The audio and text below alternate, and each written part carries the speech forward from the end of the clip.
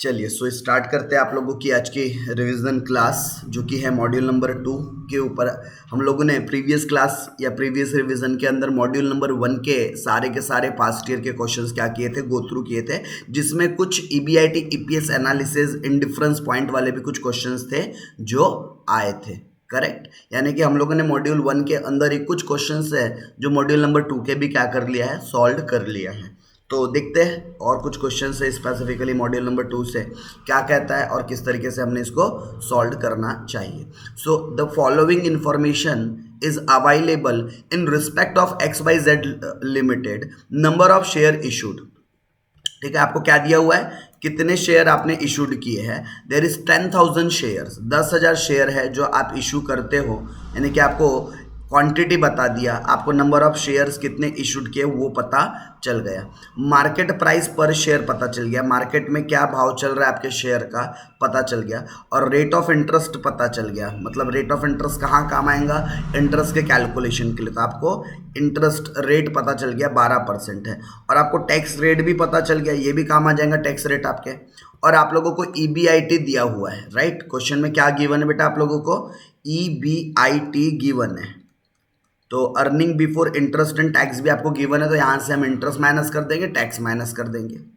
आगे बोलता है the firm need ₹50,000 for an investment in the next year. Company को और कितने रुपयों की ज़रूरत है, अभी कंपनी को 50,000 और रुपयों की ज़रूरत है। बोलता है should the firm issue debt और equity to produce higher the EPS. Company ने क्या करना चाहिए, इक्विटी इशू करना चाहिए या डेप्ट इशू करना चाहिए, जिससे उनको हायर ईपीएस जनरेट हो। Also find out the indifference level of EBIT for the alternative, what is the EPS for that EBIT. और उस जो नई ईबीआईटी निकलेगी इंडिफरेंस, उससे आपको क्या भी निकाल के देना है, ईबीआईटी निकाल कर भी देना है, राइट। तो चलिए जल्दी से स्टार्ट कर लेते हैं। एक सिमिलर इसी टाइप का एक क्वेश्चन हम लोग ने ऑलरेडी पहले भी क्या कर रखा है, गो थ्रू कर रखा है, राइट। ये सिमिलर पैटर्न का क्वेश्चन हमने एक बार पहले भी क्या कर रखा है, गो थ्रू कर रखा है। बट ठीक है, एक बार हम लोग आज की फर्स्ट क्लास है आप लोगों की, मतलब फर्स्ट क्वेश्चन है, तो एक बार देख लेते हैं इसको भी सॉल्व करके एंड आगे बढ़ेंगे फिर उसके बाद।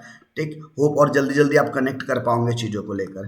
तो हम सॉल्यूशन स्टार्ट कर रहे हैं, दो चीज़ें निकालना है। सबसे पहले तो आपके पास दो ऑप्शन है, वहाँ से आपको ईपीएस निकालना है, राइट। तो आपके पास दो अल्टरनेटिव क्या क्या है, तो आपके पास पहले तो हेडिंग देना है आप लोगों ने, स्टेटमेंट शोविंग। ये जो आप बनाने जा रहे हो, ये स्टेटमेंट आपको क्या शो करेगा, statement showing earning per share.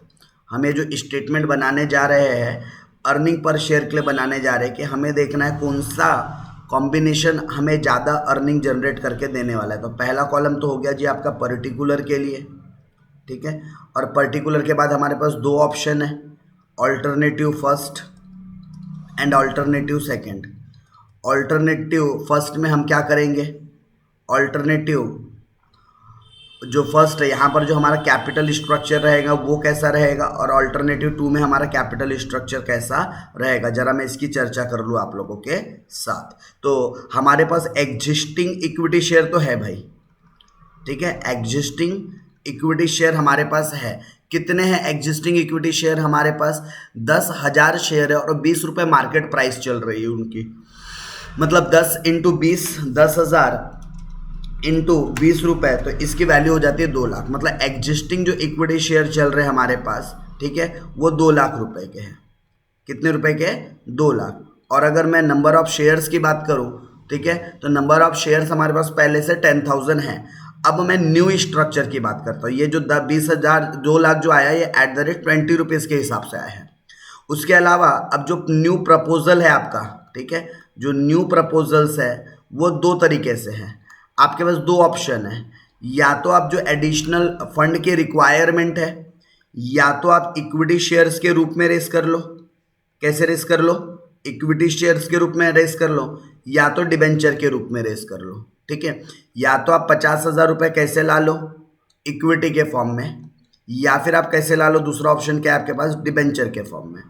तो इस तरीके से आपके पास जो टोटल फंड होगा वो कितना हो जाएगा, 2.5 लाख, ठीक है। कितना हो जाएगा, 2.5 लाख, 2.5 लाख। लेकिन अगर मैं बात करूं नंबर ऑफ शेयर्स को लेकर, किसको लेकर? Number of equity share. Sir ये नंबर ऑफ इक्विटी शेयर की जरूरत क्यों पड़ती है? बाद में अर्निंग पर शेयर निकालते समय जरूरत पड़ती है, करेक्ट। तो हमारे पास यहाँ से 10,000 शेयर्स थे, डिवाइडेड बाय अगर 20 कर दूँ तो, और ये 50,000 को भी अगर डिवाइडेड बाय 20 कर दूँ तो 50,000 डिवाइडेड बाय 20 मतलब कि 2,500। तो 10,000 शेयर यहाँ से, 2,500 शेयर यहाँ से, मतलब कुल मिलाकर 12,500 शेयर होते हैं। और अल्टरनेटिव 2 में सिर्फ और सिर्फ आपके 2 लाख मतलब कि 10,000 शेयर होंगे। ये तो डिबेंचर है आपका, ठीक है। तो ये पहला ऑप्शन कौन सा था? ओनली इक्विटी, ओनली इक्विटी से आप फंड पूरा रेज कर रहे हो। और सेकंड ऑप्शन क्या था? इक्विटी प्लस डेप्ट। अच्छा, और डेप्ट कितना इंटरेस्ट रहेगा वो भी पता था अपने को, 12% का ब्याज लगने वाला है क्या? ये भी पता है 12% का ब्याज लगने वाला है। मैंने यहाँ पर नंबर ऑफ इक्विटी शेयर को क्लोज कर दिया, ठीक है। अब हम आगे बढ़ते हैं और इसी स्टेटमेंट में कंटिन्यू करते हैं अब अपनी ईबीएस की कहानी, ईपीएस निकालने की कहानी, ठीक है। हम ईपीएस किस तरीके से कैलकुलेट कर लेंगे, मैं कंटिन्यूटी फॉर्मेट में बनाते चल रहा हूँ। सबसे पहले हमारे पास क्वेश्चन में ईबीआईटी दिया है क्या? यस दिया है, earning before interest and tax. देखो कितना दिया है ईबीआईटी आप लोगों को, अगर आप क्वेश्चन देखोगे तो 15,000 रुपये का ईबीआईटी है। कितने का ईबीआईटी है हमारे पास? देयर इज 15,000, ठीक है। 15,000 रुपये हमको ईबीआईटी बोला है। फिर ईबीआईटी में से क्या माइनस करेंगे हम लोग? ये 15,000 के ईबीआईटी में से माइनस हो जाएगा आपका इंटरेस्ट, ठीक है। पहले वाले केस में तो कोई इंटरेस्ट ही नहीं आएगा, बिकॉज कोई डिबेंचर ही नहीं था, कोई डेप्ट ही नहीं था, कोई डेप्ट ही नहीं है, तो ऑब्वियस है क्या भी नहीं आएगा, किसी भी प्रकार का इंटरेस्ट नहीं आएगा। लेकिन यहाँ इंटरेस्ट है क्या? यस बिल्कुल। आपने 50,000 रुपये डेप्ट के थ्रू रेस करना है और उसका 50,000 का आपने 12% क्या देना है? इंटरेस्ट। तो 50,000 का 12% कितना होता है? 6,000। आपके पास अर्निंग बिफोर टैक्स कितना आ जाएगा? इंटरेस्ट माइनस करने के बाद अर्निंग बिफोर टैक्स आ गया आपके पास 15,000 एंड 9,000 का। फिर इसमें से क्या माइनस करना है? टैक्स। वो भी कितना है? At the rate 46%, at the rate 46%, right. तो 15,000 का 46% निकाल लीजिए, कितना होता है? 6,900। और उसके अलावा 9,000 का भी निकाल दीजिए। 9,000 का अगर आप 46% निकालोगे तो ये होता है 4,140, ठीक है। तो ये माइनस करने पर बैलेंस बचता है 4,860 और यहाँ पर बैलेंस बचता है 15,000 में से अगर हम लोगों ने 46% माइनस कर दिया तो 8,100। इसको हम नाम क्या देंगे? इसको नाम देंगे अर्निंग, ठीक है। ईएटी बोल देंगे, अर्निंग आफ्टर टैक्स। और इसमें से क्योंकि प्रेफरेंस डिविडेंड या डिविडेंड तो थे नहीं इसलिए डैश। तो फिर हमारे पास ये सेम अमाउंट ही आ गई। इस अमाउंट को हम नाम क्या देंगे? Net earning available for, net earning available for equity share holder, available for equity share holder. और आप लोगों को अगर इक्विटी शेयर होल्डर के लिए नेट अर्निंग मिल चुकी है तो उसके बाद हमारे पास नंबर ऑफ इक्विटी शेयर्स भी है। तो अब इजीली क्या निकल सकता है? ईपीएस, ठीक है। कैसे निकल जाएगा? ये जो नेट अर्निंग आई थी आप लोगों की, ये, ठीक है। नेट अर्निंग को क्या करना है हम लोगों ने? डिवाइड करना है किससे? नंबर ऑफ इक्विटी शेयर से। और नंबर ऑफ इक्विटी शेयर आप पहले ही निकाल चुके हो, 8,100 डिवाइडेड बाई 12,500 और यहाँ 4,800 डिवाइडेड बाई 10,000। चलिए तो देखते कहाँ पर आप लोगों को ज़्यादा ईपीएस देखने को मिलता है। तो अगर मैं 8,100 डिवाइडेड बाई 12,500 अगर करूँ तो यहाँ पर अर्निंग पर शेयर आता है 0.648। और अगर मैं 4,800 डिवाइडेड बाई अगर 10,000 शेयर करूँ तो यहाँ पर आता है 0.48। तो आपको हायर ईपीएस कहाँ जनरेट होता नज़र आ रहा है? पहले वाले ऑप्शन में। तो आप आंसर को सजेस्ट कैसे करोगे? आप इस आंसर को कंक्लूड या फिर सजेशन कैसे देना होगा या इंटरप्रिटेशन क्या होगा? तो आपका सजेशन होना चाहिए, आपका सजेशन, इंटरप्रिटेशन या आंसर या कंक्लूजन होना चाहिए। कंपनी मस्ट बी इशू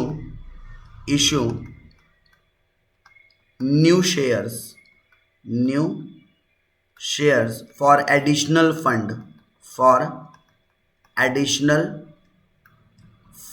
ठीक है, company must be issued new shares for additional fund, it generate higher EPS, it generate higher earning per share, that is ₹0.648। ठीक है, इतना वो क्या कर रहा है, जनरेट कर रहा है, हायर ईपीएस है ये। अगर मैं बात करूं सेकंड अल्टरनेटिव से तो पहला आंसर खत्म। पहली बात में यही पूछा था आपको कि बेटा ईपीएस निकालना है आप लोगों ने, तो देखिए शुड द फर्म इशू डेब्ट और इक्विटी, हमने बता दिया कि फर्म ने इक्विटी इशू करना चाहिए बिकॉज वो हायर ईपीएस जनरेट कर रहा है।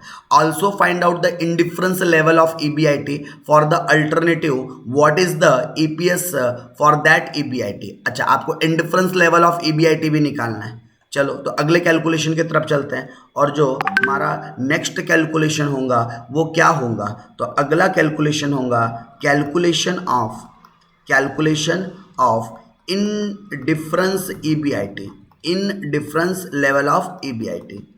और हमारे पास कॉम्बिनेशन क्या है, या तो हम पूरा का पूरा पैसा इक्विटी से रेस करेंगे, राइट, और या तो फिर हम पैसा इक्विटी प्लस डेप्ट से रेस करेंगे, इक्विटी प्लस डेप्ट से रेस करेंगे। ऐसे हमारे पास दो ऑप्शन है, वी हैव 2 ऑप्शन।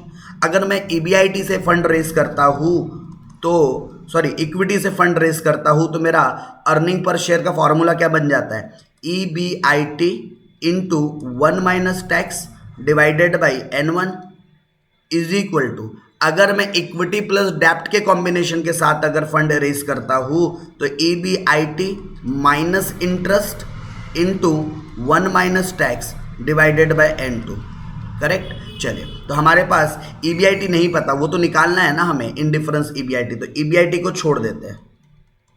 लेकिन क्या हमें टैक्स का रेट पता है, यस 0.46 डिवाइडेड बाय, अगर प्योरली पूरे इक्विटी शेयर से शेयर इशू होते हैं तो 12,500 शेयर इशू हो जाते हैं, करेक्ट। उसके अलावा अगेन यहाँ पर आपको ईबीआईटी तो नहीं पता, लेकिन हाँ जी इंटरेस्ट पता है 50,000 का 12%, और 1 माइनस यहाँ पर भी टैक्स कर देंगे डिवाइडेड बाय, यहाँ पर नंबर ऑफ इक्विटी शेयर्स कितने होते हैं 10,000।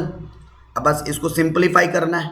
सो ईबीआईटी अगर मैं इसको माइनस करूंगा तो कितना जगह मैं डायरेक्ट लिख रहा हूँ 0.54 ईबीआईटी, ये इससे माइनस होगा तो 0.54 होगा and multiplied by EBIT, correct, divided by 12,500 is equal to फिर इसको भी सिंप्लीफाई करेंगे तो ईबीआईटी तो जैसा का वैसा अपनी जगह पर रहेगा, ईबीआईटी माइनस 6,000, और अगर हम इसको भी ब्रैकेट को सिंप्लीफाई करें तो 0.54 आ जाना चाहिए डिवाइडेड बाई 10,000, राइट। अब ये 10,000 को इधर उठा के ला लेते हैं और ये बाकी ब्रैकेट्स को क्या कर देते हैं, सिंप्लीफाई कर देते हैं, तो ये 10,000 इधर आ गया और 0.54 ईबीआईटी डिवाइडेड बाई 12,500, और इसको भी सिंप्लीफाई कर दूंगा तो 0.54 ईबीआईटी माइनस 6,000 इंटू 0.54 अगर करते हैं तो 3,240, और ये 10,000 तो हमने इधर भेज दिया है, तो 10,000 डिवाइडेड बाय 12,000 अगर 500 करूंगा तो 0.8 आ जाता है, 0.54 ईबीआईटी, इसको इससे डिवाइड कर दिए तो 0.854 EBIT is equal to 0.54 EBIT minus 3240, correct. तो अब सिंप्लीफाई कर लेते हैं, इस 0.54 को भी मल्टीप्लाइड कर देंगे हम 0.80 से, तो हमारे पास आ जाएगा 0.432 EBIT is equal to 0.54 EBIT minus 3240।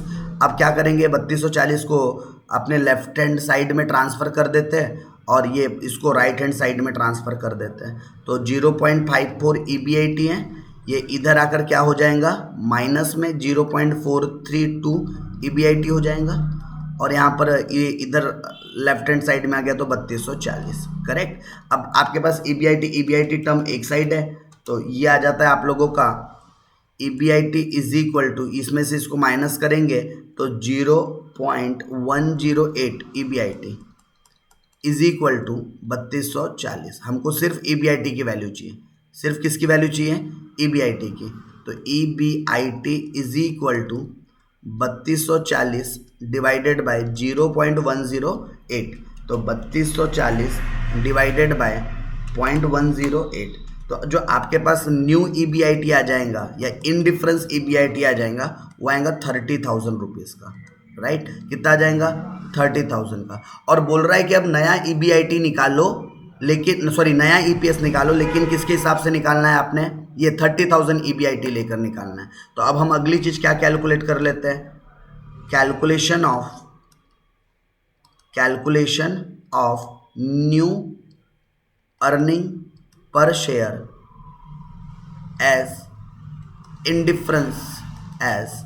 Indifference या फ्रॉम, एस की जगह क्या लिखो? As calculation of new EPS from indifference EBIT। जो इंडिफरेंस EBIT आया ना उससे आपको कैलकुलेट करना है, राइट। तो चलो एक काम करते हैं, हम लोगों ने ये ऑलरेडी पूरा कैलकुलेशन कर रखा है। यहाँ से देखते हैं अगर ये पूरा टेबल ही हमारा कॉपी हो जाए तो, यस, ये पूरा का पूरा मैं यहाँ से कॉपी कर लेता हूँ एंड यहाँ पर लाकर अपन पूरे सॉल्यूशन को पेस्ट कर देते हैं, ठीक है। वैसे कैपिटल स्ट्रक्चर यही था आप लोगों का सिमिलरली, बस अब क्या बदलना है हमको बदलना है यहाँ से हमारा EBIT। क्या बदलना है हम लोगों ने यहाँ से? अब 15,000 की जगह हमारा EBIT कितना कंसिडर करना है हम लोगों ने? 30,000। कितना? 30,000। तो बस 30,000 से अब आप लोगों ने क्या करना है? आंसर निकाल देना है। तो होप ये तो बात आप लोग कर भी पाओगे, ठीक है। 30,000 से आप लोगों को क्या करना है? 30,000 अगर EBIT हो जाए, ठीक है, और इंटरेस्ट यहाँ पर 6,000 का था, तो आप लोगों का ये 30,000 हो गया और ये आपका 24,000 हो गया। फिर इसमें से इसको क्या नाम देंगे? Earning before tax. फिर यहाँ से क्या माइनस करेंगे हम लोग? यहाँ से माइनस करेंगे आपका टैक्स, ठीक है। यहाँ से क्या माइनस हो जाएगा? आपका टैक्स @ 46%। तो 30,000 का 46% होता है 13,800, राइट। कितना होता है? 13,800 माइनस करेंगे तो बचेगा 16,200, और 24,000 में से अगर माइनस करते हैं 46% तो ये होता है 11,040, और बचेगा कितना? 12,960। इसको नाम क्या देंगे? Earning after tax. और इसमें से प्रेफरेंस डिविडेंड तो है ही नहीं। प्रेफरेंस डिविडेंड है क्या? ना, कच्छू नहीं है प्रेफरेंस डिविडेंड आपके पास। सो आपके पास कितना आ जाएगा? 16,200 एज इट इज़, और यहाँ पर 12,960 एज इट इज़, राइट। चलो अब हमको क्या करना है? Divided by number of equity shares, तो चलो वो भी कर देते हैं। अर्निंग पर शेयर निकालना है तो 16,200 को डिवाइड बाय 12,500 शेयर्स कर देंगे, तो 16,200 डिवाइडेड बाई 12,500 शेयर्स, तो ये आ जाता है आप लोगों के पास 1.296। ये अर्निंग पर शेयर आ गया। वैसे इसका भी कर देंगे 12,960 डिवाइडेड बाई 10। कितना आंसर आ रहा है?